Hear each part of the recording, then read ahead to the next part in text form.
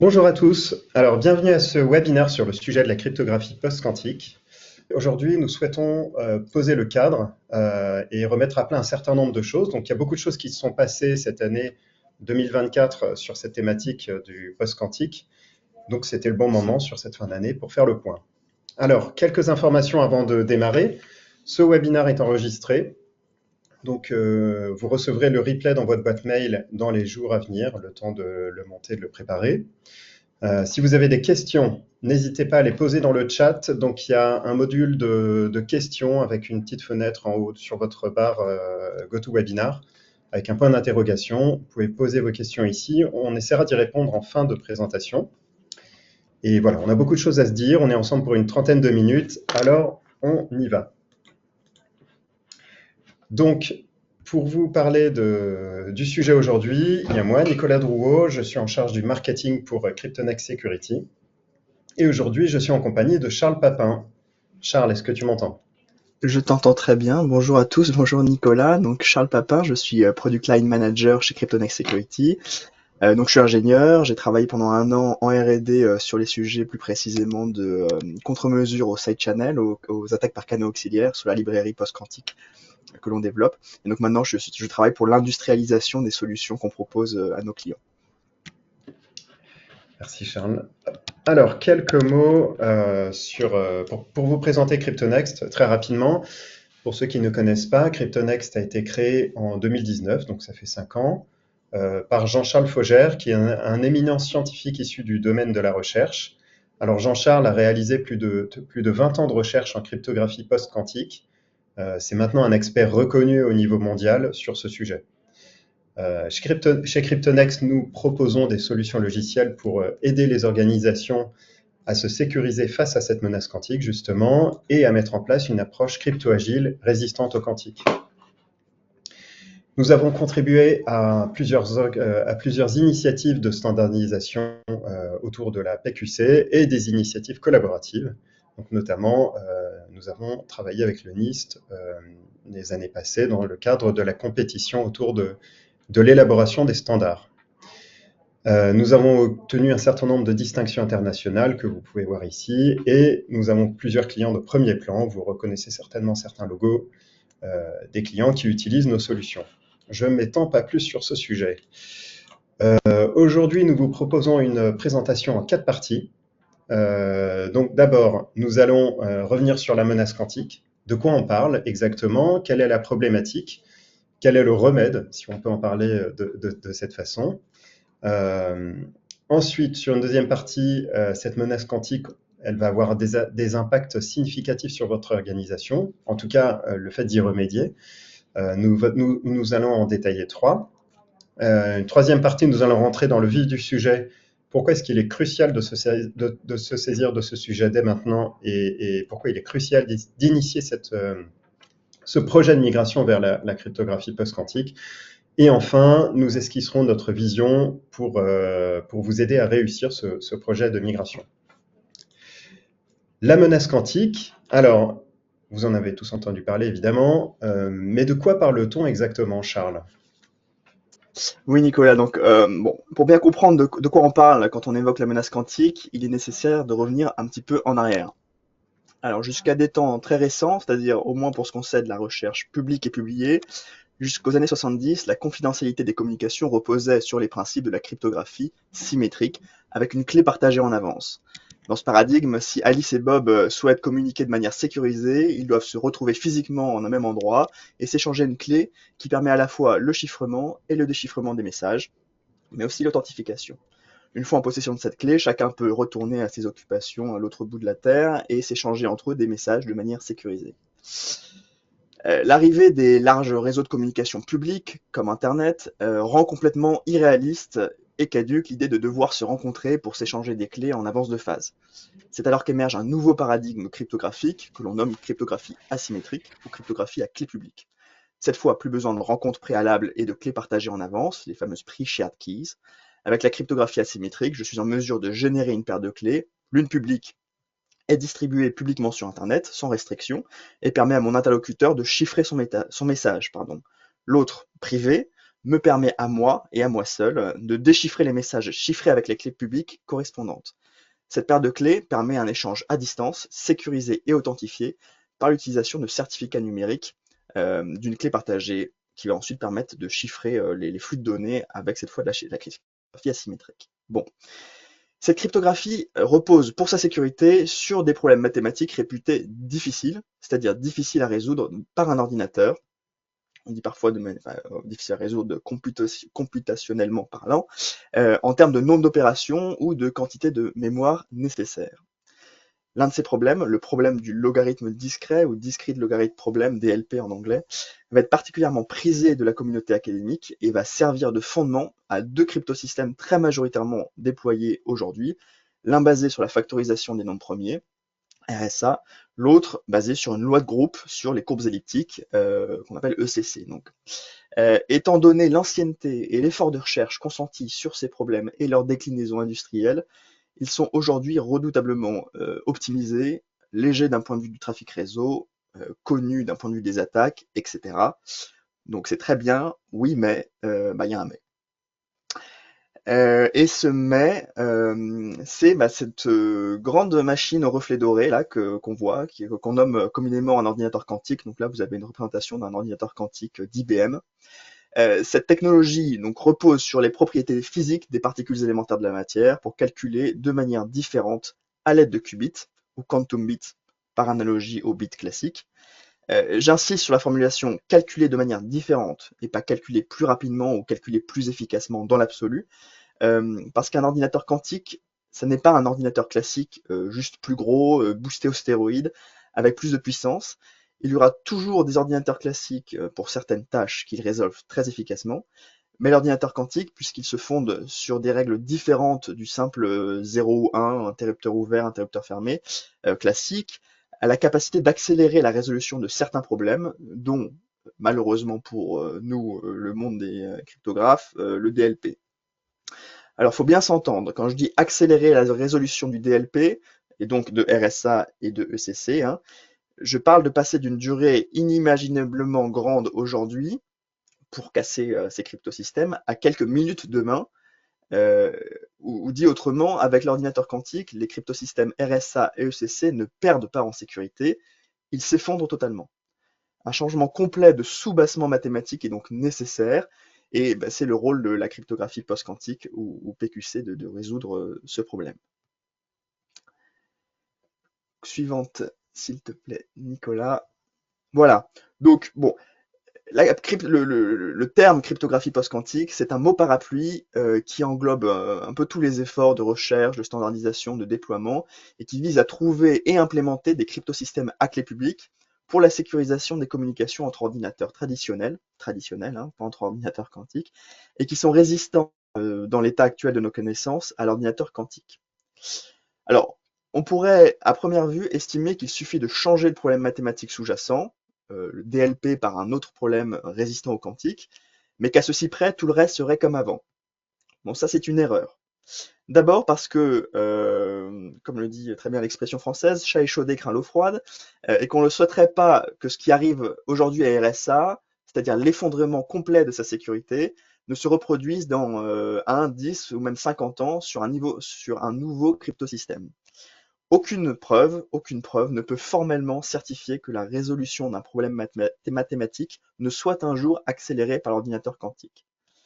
Par ailleurs, sans parler de technologie quantique, les nouveaux algorithmes qu'on développe aujourd'hui sont encore jeunes, et rien n'indique que la cryptanalyse classique, c'est-à-dire la science de l'attaque des algorithmes cryptographiques, ne viendra à bout de tel ou tel algorithme, même avec un ordinateur classique. Il convient donc d'appliquer un principe de précaution et développer conjointement des algorithmes reposant sur des bases théoriques distinctes.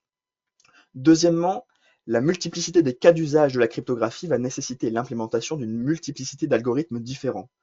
Car là où RSA offrait une solution relativement unifiée pour répondre à tous les besoins, en particulier l'échange de clés et la signature, chaque utilisation aura son algorithme dédié dans le monde de la PQC. La conjonction de ces deux réalités, multiplicité des risques et multiplicité des cas d'usage, aboutit à étudier et normaliser un grand nombre d'algorithmes reposant sur un grand nombre de problèmes mathématiques. Et ceci, bien sûr, aura des conséquences en matière de management de la cryptographie dans vos organisations. Alors, ensuite, un dernier mot sur les standards. Euh, la cryptographie post-quantique a longtemps été un sujet de recherche, un peu confiné aux laboratoires et aux conférences scientifiques, mais depuis fin août, des standards sont sortis et ouvrent donc la voie à l'industrialisation de solutions fondées sur cette technologie. Ces standards sont l'aboutissement d'une compétition internationale à l'initiative du National Institute of Standardization and Technology, le NIST américain. On remarque déjà que ce sont des processus de temps long, parce que bien connaître un algorithme de cryptographie et en évaluer les faiblesses demande des années de recherche avant d'avoir une confiance raisonnable dans sa sécurité. Ce qui ne veut pas dire confiance absolue. La recherche continue de challenger ces algorithmes et parallèlement, la compétition du NIST continue pour aboutir à la standardisation de nouveaux algorithmes fondés sur de nouveaux problèmes mathématiques. Notons qu'aujourd'hui, les problèmes mathématiques ayant les faveurs du NIST sont les réseaux euclidiens, pour MLChem et MLDSA par exemple, et les fonctions de hachage, qu'elles soient stateful ou stateless, on pense notamment à SLH-DSA. Enfin, soulignons également une recommandation communément partagée par l'ANSI français, le BSI allemand par exemple, celle de privilégier l'hybridation dans la phase de migration vers la PQC. C'est-à-dire que l'utilisation conjointe de cryptographie traditionnelle, donc RSA, ECC, et de cryptographie post-quantique. Ceci dans le but de se prémunir à la fois de la menace quantique et de possibles futures attaques sur les nouveaux algorithmes standardisés dont on ne connaît pas forcément toutes les vulnérabilités à ce jour. Effectivement, on comprend bien que la menace quantique préfigure un séisme pour les organisations, avec des impacts considérables, notamment sur la sécurisation de leurs infrastructures et de leurs applications. Ces impacts sont pas le cœur du sujet de ce webinaire, hein. C'est vraiment un sujet à part entière, mais ça sera l'objet d'une prochaine session qui sera dédiée à cette thématique. Mais nous souhaitions toutefois en mentionner trois impacts importants qui seront induits par la migration vers la cryptographie post-quantique. Je te laisse les détailler, Charles. Et le premier. Ouais. Donc oui, en effet, c'est un monde en soi, hein, la galaxie des impacts sur vos organisations. Mais en effet, on va faire le focus sur trois d'entre eux. Et le premier effet, lorsqu'on implémente de la PQC dans une infrastructure, est celui induit par l'évolution des tailles et des formats des objets cryptographiques utilisés. En effet, comme vous pouvez le constater dans le tableau à l'écran, la taille des clés et des signatures change sensiblement. Et ce sera également le cas de la taille et du format des certificats liés à votre PKI. Ainsi, de quelques dizaines d'octets, on passe à plusieurs kilooctets, soit 2 à 3 ordres de grandeur de différence. Cette différence a des conséquences à plusieurs niveaux. Dans l'embarqué, par exemple, où l'espace mémoire est contraint, il ne peut pas toujours accueillir de tels objets. D'un point de vue réseau également, où ce qui passait typiquement en une trame auparavant devra être fragmenté et pèsera d'autant plus dans la gestion du trafic, entraînant une latence supplémentaire. Puis au niveau applicatif, avec des performances de négociation de clés, via TLS ou IKE à réévaluer par exemple. Soulignons ici que contrairement à une idée reçue, les algorithmes de PQC n'induisent pas nécessairement de perte de performance en termes de rapidité de génération de clés ou de signatures. MLDSA, par exemple, est plus rapide que RSA pour générer une paire de clés ou une signature. Donc, c'est pas en augmentant la puissance de vos CPU que vous allez régler ce problème, hein. Les algorithmes en eux-mêmes, ils sont efficaces, ils sont efficients, mais la taille et le format des objets qu'ils génèrent, eux, diffèrent énormément. Alors, pour le deuxième effet, donc on se rend compte qu'avec la migration PQC, il est nécessaire d'établir un inventaire exhaustif de vos actifs cryptographiques. Bon, et lorsqu'on entend les retours d'expérience que l'on peut glaner auprès de nos partenaires et clients, on constate que cet inventaire est rarement à jour, voire simplement inexistant. Et pour cause, jusqu'ici, cette préoccupation n'avait pas lieu d'être. Or, aujourd'hui, une migration réussie vers les technologies post-quantiques a pour prérequis de connaître précisément l'état de votre cryptographie dans votre infrastructure afin de pouvoir hiérarchiser les risques et traiter en priorité les applications les plus sensibles. C'est un travail qui va être compliqué à mener. D'abord parce que la cryptographie s'immisce partout, dans chacune de vos applications, dans chacun de vos équipements, et que jusqu'alors, aucun système de management ou de configuration centralisée de la cryptographie n'a été mis en place.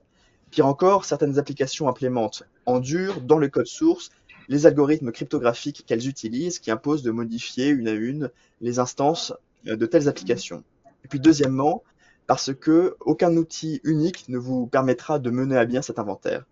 Il sera nécessaire de composer avec des analyseurs réseau pour surveiller les flux et les négociations de clés, avec des analyseurs de binaires, de code source, de systèmes de fichiers, de certificats, etc.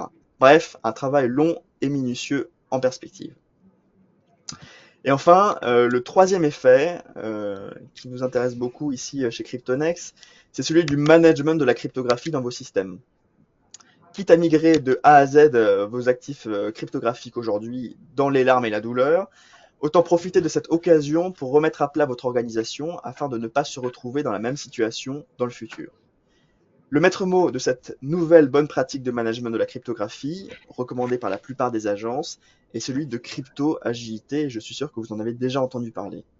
Bon, le concept de crypto-agilité recoupe à la fois une méthode de management centralisée de la cryptographie en tant que telle, et le design des solutions sous-jacentes, des applications, des crypto-providers, etc., qui rendent possible cette gestion centralisée.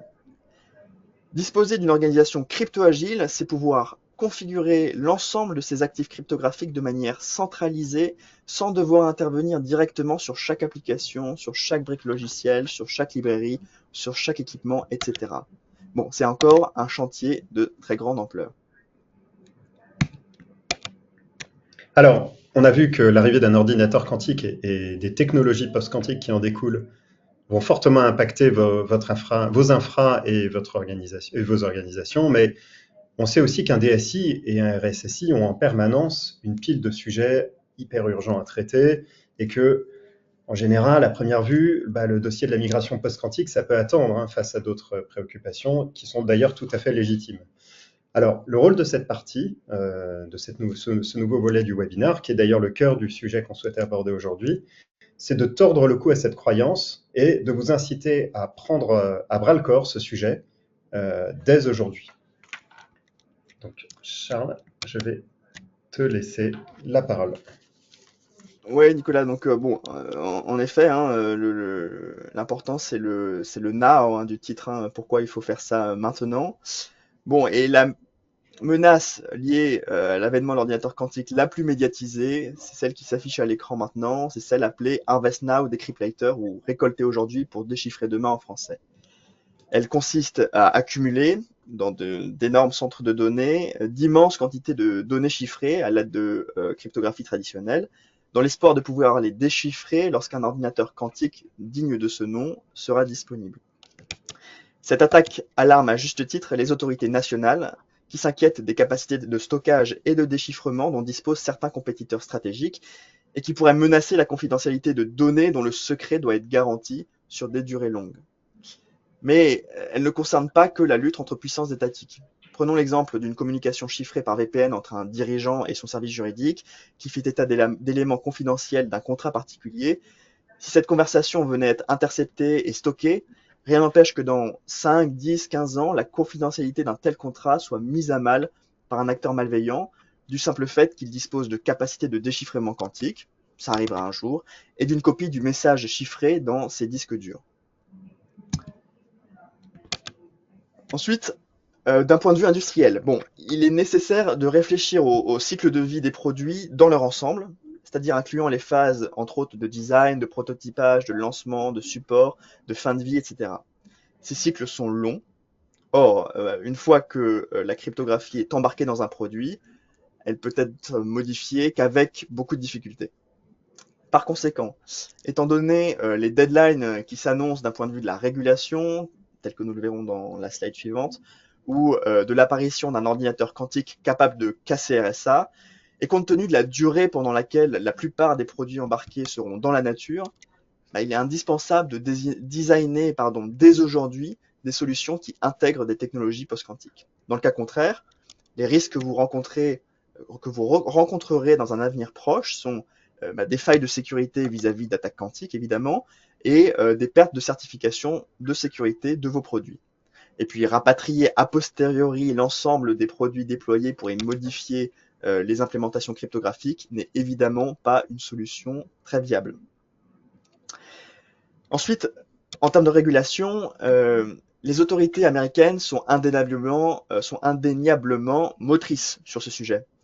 Par la loi, elles viennent d'imposer aux administrations fédérales américaines de dresser des feuilles de route de transition post-quantique de leurs actifs stratégiques. Plus encore, le NIST a inscrit la date de 2035 comme la deadline à partir de laquelle plus aucun système fédéral ne pourra employer de cryptographie traditionnelle, que ce soit RSA ou basée sur les courbes elliptiques. Donc 2035, c'est l'arrêt de la vente de produits embarquant de la cryptographie traditionnelle au secteur public américain. 2035, c'est aussi l'arrêt des certifications de sécurité FIPS. Et 2035, c'est demain. Les agences de sécurité européennes, quant à elles, montrent, c'est vrai, une plus grande frilosité pour imposer une date inscrite noir sur blanc, l'argument étant qu'elles souhaitent co-construire une feuille de route avec l'industrie sans imposer un ordre par le haut. Notons quand même que certains éléments récents qui témoignent d'une accélération de la prise de conscience des autorités de régulation. D'abord, le gros travail de l'ANSSI pour délivrer des visas de sécurité pour les technologies post-quantiques dès le début 2025. La mise en conformité des OIV devrait suivre dès la mise sur le marché de produits certifiés. Et plus récemment, l'annonce du BSI d'interdire les certificats RSA dans la PKI gouvernementale dès 2035 également. Donc ça, c'est quand même des signaux faibles qui sont intéressants à garder en tête. Bon, et puis, une fois fixé la deadline de 2035, il convient de faire un rétro-planning pour savoir quand démarrer la transition. Et quand on fait cet exercice, on se rend compte que l'on est déjà en retard. En effet, une migration en cryptographie, ça prend du temps, ça prend beaucoup de temps. On peut se fier aux expériences précédentes, celle de la dépréciation de la fonction de hachage SHA-1 par exemple, qui connaissait des attaques avérées dès 2006 et qui n'a connu une interdiction par le NIST qu'en 2011. Or, 6 ans plus tard, plus d'un tiers des sites web utilisaient encore cette fonction sans garantie de sécurité. Puis on parle même pas de MD5 qu'on retrouve encore parfois. De même, quand la cryptographie sur courbe elliptique a commencé à être industrialisée au début des années 2000, tous les experts s'accordaient à dire qu'RSA était obsolète et que les courbes elliptiques remplaceraient RSA sans partage. La réalité est tout autre. Elle a prouvé qu'RSA est resté prééminent, non pour des questions de performance, bien au contraire, mais à cause d'une sorte de primo sortant et puis d'un certain coût en ressources humaines et financières pour réaliser cette transition. Bref, on avait le choix entre une nouvelle solution très performante, ECC, et une ancienne solution moins efficiente, mais déjà en production, RSA. Et beaucoup ont préféré le confort de maintenir RSA à l'efficacité de CC. Alors aujourd'hui, évidemment, la question se pose en des termes différents. Il ne s'agit plus de choisir entre un cryptosystème sûr et un autre cryptosystème sûr et plus performant. Il s'agit de migrer d'un cryptosystème sans aucune garantie de sécurité, j'insiste, à un cryptosystème sûr. Donc, cette migration est nécessaire et va nécessiter du temps, beaucoup de temps. Pour évangéliser les décideurs de vos organisations sur cette thématique et son caractère inédit par son ampleur, son coût, la rapidité d'exécution, pour obtenir des budgets pour investir dans des outils qui vous accompagneront dans cette transition. Puis, pour la migration en elle-même, d'après les premiers retours que l'on a de certains de nos clients, la phase d'inventaire seule pourrait durer 2 à 3 ans. Et enfin, un dernier thème qui nous est cher aussi, s'il y a bien évidemment des initiatives publiques, du législateur ou des autorités administratives pour accélérer la transition vers les technologies post-quantiques, il faut bien comprendre que les grands acteurs de la tech n'attendent pas d'être régulés pour se mettre à la page. En effet, aujourd'hui, la plupart des navigateurs autorisent déjà la négociation de clés post-quantiques avec l'algorithme standardisé MLChem.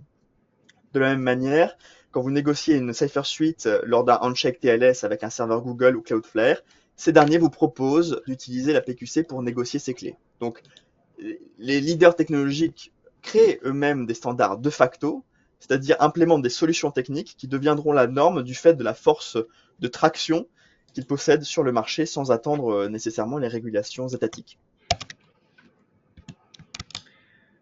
Alors, on s'achemine doucement vers la fin de ce webinaire. On souhaitait, avant de conclure, vous montrer en fait notre vision sur comment s'y prendre pour réaliser un projet de migration, quelle est la vision de CryptoNext. N'hésitez pas à poser vos questions dans le chat, on essaiera d'y répondre, même si j'ai l'impression qu'on risque d'être un peu juste en termes de timing. Mais voilà, on essaiera de prendre une ou deux questions. Donc voilà, comment s'y prendre, Charles, pour réaliser cette mission, cette migration vers le post-quantique?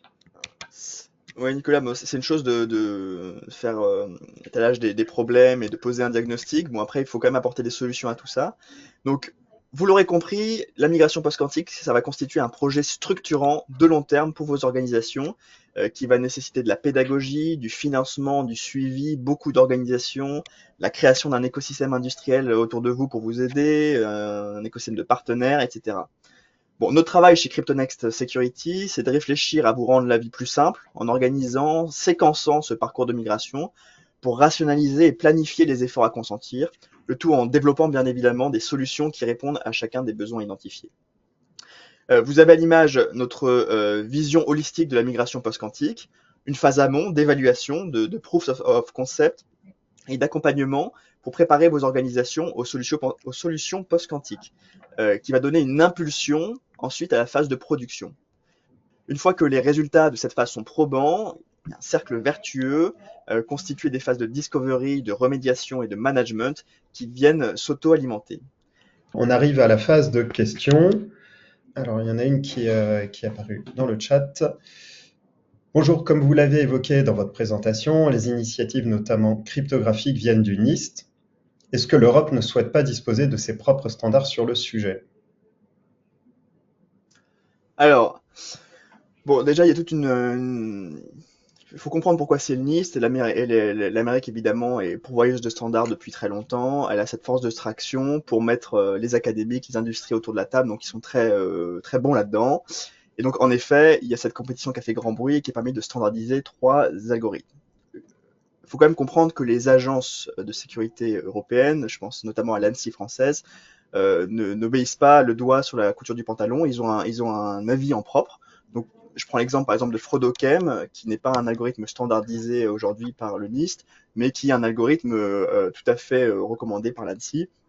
Donc voilà, il y a des standards américains qui font foi, qui peuvent être utilisés aujourd'hui dans les solutions industrielles, mais c'est pas les seuls qui existent. Et donc voilà, on a des agences de sécurité qui sont indépendantes et qui continuent à réfléchir à ces sujets-là, qui ont des capacités de réflexion, des écosystèmes autour d'eux qui leur permettent aussi d'avoir un avis indépendant sur ces questions-là. Qu'en est-il pour la crypto symétrique? Est-ce qu'elle restera sécurisée face à la menace quantique? Bon, alors c'est vrai qu'on s'est beaucoup appliqué à réfléchir à la cryptographie asymétrique ou à clé publique. Bon, parce qu'il existe notamment ce fameux algorithme, l'algorithme de Shor, sorti dans les années 90, qui théoriquement met complètement à plat la sécurité de RSA et de SCC, bref, du problème du logarithme discret. Pour la cryptographie symétrique, donc notamment AES par exemple, qui est l'algorithme le plus répandu en cryptographie symétrique, il y a un algorithme d'informatique quantique, qui est l'algorithme de Grover, qui lui aussi accélère la résolution du problème derrière AES, enfin de la résolution, qui réduit le niveau de sécurité d'AES, mais par un facteur quadratique. Donc en fait, une des façons de se prémunir face à cette baisse de sécurité, c'est simplement de doubler la taille des clés AES, ce qui est pas un problème de migration absolument écrasant, quoi. Il suffit de changer ce paramètre-là et on se prémunit de l'attaque proposée par Grover dans son papier. Merci beaucoup Charles. Alors là, on arrive à la fin de ce webinaire. On va conclure maintenant. Si vous avez des questions, si vous souhaitez creuser certains sujets, n'hésitez pas à nous contacter sur notre email qui s'affiche à votre écran, à visiter notre site web. Merci beaucoup. À très bientôt. Au revoir, merci.